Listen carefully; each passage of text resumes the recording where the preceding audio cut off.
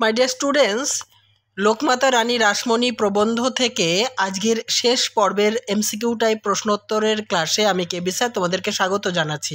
এর আগে 3টি পর্বে আমি এই প্রবন্ধ থেকে বিস্তারিতভাবে খুঁটিয়ে প্রশ্নোত্তরের ক্লাসগুলি তোমাদের সামনে পৌঁছে দিয়েছি। যারা এখনও পর্যন্ত ভিডিওগুলি দেখোনি অবশ্যই আমার চ্যানেলকে সাবস্ক্রাইব করে আমার চ্যানেলের প্লেলিস্ট থেকে দেখতে থাকো।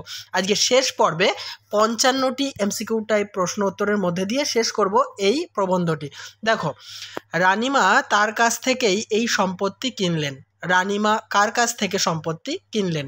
জেমস হেস্টির কাছ থেকে। পরের প্রশ্ন, সবই ঢুকে গেল রানীমার সম্পত্তির মধ্যে। কি কি রানীমার সম্পত্তির মধ্যে ঢুকে গেল? মুসলমানদের কবরডাঙ্গা, গাজী পীরের স্থান, পুষ্করিণী, আমবাগান, সবই ঢুকে গেল। নেক্সট প্রশ্ন, জেমস হেস্টির কাছ থেকে রানীমা যে সম্পত্তি কিনেছিলেন সেটি কেমন? কুর্ম পৃষ্ঠাকৃতি। 278। কুর্ম পৃষ্ঠাকৃতি শব্দটির অর্থ কী? কচ্ছপের পিঠের মতো আকৃতি। নেক্সট প্রশ্ন, শাস্ত্রমতে শক্তি মন্দির প্রতিষ্ঠার সর্বোত্তম স্থান কেমন হওয়া উচিত? কুর্ম পৃষ্ঠাকৃতি হওয়া উচিত। 280। রাসমণি দক্ষিণেশ্বরের মন্দির নির্মাণ করার জন্য জায়গাটি কত খ্রিস্টাব্দে ক্রয় করেন? 1847 সালের 6ই সেপ্টেম্বর। নেক্সট, সেই বছরেই শুরু হলো মন্দির নির্মাণের কাজ। কোন বছর? 1847 খ্রিস্টাব্দে। 282 নম্বর, দক্ষিণেশ্বরের মন্দির নির্মাণের কাজের দায়িত্ব কাদের হাতে অর্পণ করা হয়? বিলিতি ঠিকাদারি সংস্থা ম্যাকিনটশ অ্যান্ড বার্নের হাতে। নেক্সট, দক্ষিণেশ্বর মন্দিরটি নির্মাণ করতে কত বছর সময় লেগেছিল? 7 থেকে 8 বছর। 284, দক্ষিণেশ্বর মন্দির নির্মাণের কাজ কত খ্রিস্টাব্দে শেষ হয়? 1854 খ্রিস্টাব্দে। জেনে নেব পরের প্রশ্নোত্তর। অনেক শাস্ত্রীয় বাধা পেরিয়ে মন্দির প্রতিষ্ঠা হলো কত খ্রিস্টাব্দে?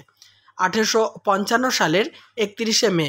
আর যদি বাংলা বঙ্গাব্দ হিসাবে বলি 1262 বঙ্গাব্দের 18ই জ্যৈষ্ঠ স্নান যাত্রার দিন। 286 নম্বর প্রশ্ন, দক্ষিণেশ্বর মন্দিরের অনুষ্ঠানে যোগ দিতে কতজন ব্রাহ্মণ এসেছিলেন? লক্ষাধিক ব্রাহ্মণ।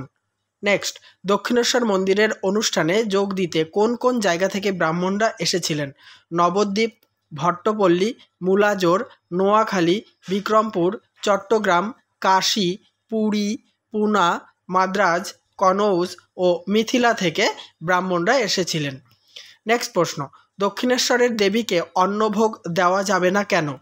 রাসমণি ব্রাহ্মণ ছিলেন না তাই। 289, এই ছিল সেকালের হিন্দু শাস্ত্রের ফরমান। ফরমানটি কি? ব্রাহ্মণ না হলে দেবীকে অন্নভোগ দেওয়া যাবে না। নেক্সট প্রশ্ন, রাসমণি কোন দিন থেকে ব্রত শুরু করেছিলেন? মন্দির নির্মাণের শুরুর দিন থেকে। 291 নম্বর প্রশ্নোত্তর, তাপসীর জীবন ধারণ করেছেন কে? রানী রাসমণি। পরের প্রশ্নোত্তর, শেষ মুহূর্তে সমাধানের পথ বের করে দিলেন কে? কামারপুকুরের পণ্ডিত রামকুমার চট্টোপাধ্যায়। 293, পণ্ডিত রামকুমার চট্টোপাধ্যায় কে ছিলেন? শ্রী রামকৃষ্ণের জ্যেষ্ঠ ভ্রাতা অর্থাৎ দাদা। পরের প্রশ্ন, 294, দক্ষিণেশ্বরের মন্দিরে দেবীকে প্রতিষ্ঠার দিন কে তাকে অন্নভোগ নিবেদন করেন? পণ্ডিত রামকুমার চট্টোপাধ্যায়। 295, কে মহানন্দে পরম উৎসাহে অন্নদান যজ্ঞ করলেন? রানী রাসমণি। নেক্সট, সেই আয়োজন কেউ কখনো শোনেননি, দেখা তো দূরের কথা। কোন আয়োজনের কথা বলা হয়েছে? দেখো, দক্ষিণেশ্বর মন্দিরের প্রতিষ্ঠার দিনের মহা সমারোহে যে আয়োজন করা হয়েছিল সেই আয়োজনের কথা বলা হয়েছে। নেক্সট প্রশ্ন, দক্ষিণেশ্বরের মন্দির প্রতিষ্ঠার মহা সমারোহে মোট কত টাকা খরচ হয়েছিল? 9 লক্ষ টাকা। নেক্সট, মন্দির প্রতিষ্ঠার আগের দিন থেকে কি শুরু হয়েছিল?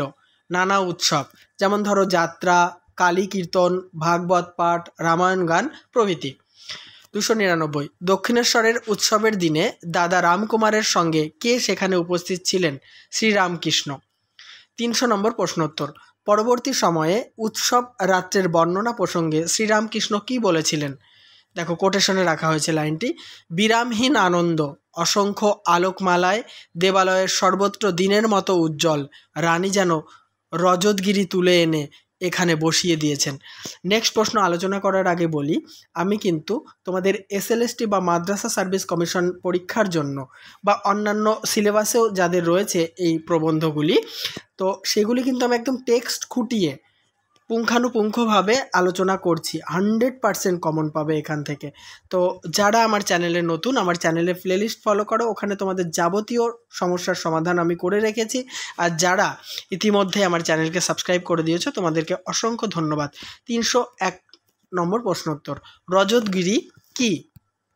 রজতগিরি হলো শুভ্র বা তুষারাবৃত পর্বত। নেক্সট, যত মত তত পথ উক্তিটির প্রবক্তাকে শ্রীরামকৃষ্ণদেব। 303, মন্দির সংলগ্ন উদ্যানের পঞ্চবটিতে কি শুরু হবে? শ্রীরামকৃষ্ণের যুগান্তকারী সাধনা যত মত তত পথ শুরু হবে। 304, অবতার পরমহংস শ্রী শ্রী রামকৃষ্ণদেবের আহ্বানে সাড়া দিয়ে কারা দক্ষিণেশ্বরের দেবালয়ে আসেন?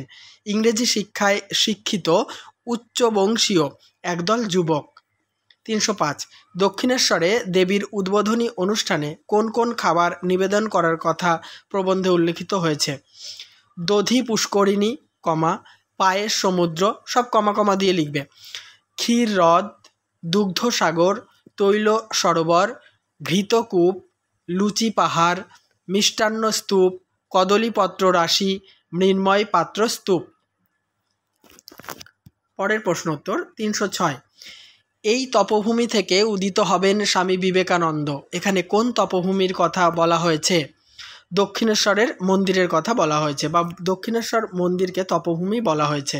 307, তিনি বিশ্বের দরবারে প্রতিষ্ঠা করবেন ভারত ধর্ম। কে বা কার কথা বলা হয়েছে? স্বামী বিবেকানন্দ। নেক্সট প্রশ্ন, প্রবন্ধে কাকে প্রবক্তা যুগাবতার বলা হয়েছে? শ্রীরামকৃষ্ণকে। 309, সব কর্মকাণ্ডকে ম্লান করে দিয়ে হয়ে উঠবে অনির্বাণ এক শিখা। কি? দক্ষিণেশ্বর মন্দির। 310, প্রবন্ধে কাদের মধ্যে এক অদ্ভুত সংযোগের কথা বলা হয়েছে? দক্ষিণেশ্বর, মা কালী, রানী রাসমণি, মথুরামোহন এবং শ্রীরামকৃষ্ণের মধ্যে। পরের প্রশ্ন, রাসমণির অন্যতম জীবনীকার কে? শ্রদ্ধেয় বঙ্কিমচন্দ্র সেন। পরের প্রশ্ন, দক্ষিণেশ্বর নিত্যতীর্থ, ব্যক্ততীর্থ, শুধু ভারতের নয় জগতের মহাতীর্থে পরিণত হয়েছে। উক্তিটি কে লিখেছেন? রানী রাসমণির জীবনীকার বঙ্কিমচন্দ্র সেন। 313, কাদের আবির্ভাবকে বঙ্কিমচন্দ্র সেন যুগান্তকারী ব্যাপার বলে উল্লেখ করেছেন? রানী রাসমণি ও শ্রীরামকৃষ্ণদেবের আবির্ভাবকে। 314, বঙ্কিমচন্দ্র সেন এর মতে রাসমণি কোন রূপে আবির্ভূত হন? যুগদেবী স্বরূপে। পরের প্রশ্ন, ঠাকুর শ্রীরামকৃষ্ণদেব কোন রূপে আবির্ভূত হন? যুগাবতার রূপে। নেক্সট প্রশ্ন, দক্ষিণেশ্বরের শ্রীমন্দিরে উভয়েই দিব্য লীলার মাধুর্য প্রকট করিলেন। উভয় বলতে কাদের বোঝানো হয়েছে, বা উভয় কারা? ঠাকুর শ্রীরামকৃষ্ণদেব ও রানী রাসমণি। 317 নম্বর প্রশ্নোত্তর, ঠাকুর বলিতেন, এখানে ঠাকুরকে শ্রীরামকৃষ্ণ। পরের প্রশ্ন, ঠাকুর বলিতেন, ঠাকুর কি বলতেন? রানীমা বিশ্বজননী জগদম্বা। নেক্সট, ধরাধামে তাহার লীলা বিস্তার করিবার জন্যই আসিয়াছিলেন। কে?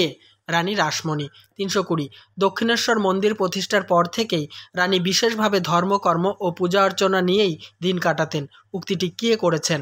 দক্ষিণেশ্বর দেবোত্তর এস্টেটের পক্ষে গোপীনাথ দাস উক্তিটি করেছেন।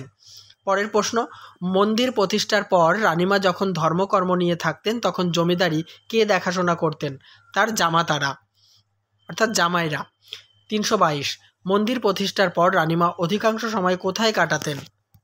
দক্ষিণেশ্বরের মন্দিরে কাটাতেন।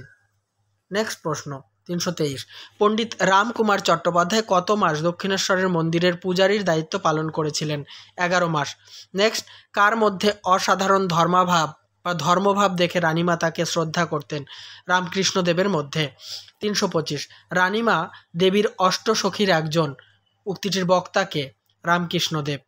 পরের প্রশ্ন, দক্ষিণেশ্বরে রামকৃষ্ণকে নিয়ে কে রইলেন? মা ভবতারিণী। 327, কত খ্রিস্টাব্দে রানী রাসমণি পরলোক গমন করেন? 1861 খ্রিস্টাব্দের 19 ফেব্রুয়ারি। 328 নম্বর প্রশ্নোত্তর, কত বঙ্গাব্দে রানী রাসমণি পরলোক গমন করেন? 1267 বঙ্গাব্দের 9ই ফাল্গুন। 329, রানী রাসমণি কোথায় শেষ নিঃশ্বাস ত্যাগ করেন? কালীঘাটের বাগান বাড়িতে। 330 নম্বর প্রশ্ন, এই ছিল তার শিলমোহর। রানী রাসমণির শিলমোহরটি কী ছিল? দেখো, RAUS, রাস, MONEY, রাসমণি, DOSSI, দোষী বা দাসী। দেখো, বাংলায় বলা হয়েছে কালীপদ অভিলাষী শ্রী রাসমণি দাসী। এই সম্পূর্ণ অংশটাই তোমাদের যতটুকু আর কি অপশানে পাবে সেটাতেই গোল করবে। তাহলে এই ছিল আমার লোকমাতা রানী রাসমণি থেকে মোট 330টি প্রশ্ন উত্তর। এখান থেকেই তোমরা কমন পাবে। যারা আগের পর্বের ভিডিওগুলি দেখোনি অবশ্যই আমার চ্যানেলের প্লেলিস্ট থেকে দেখতে থাকো।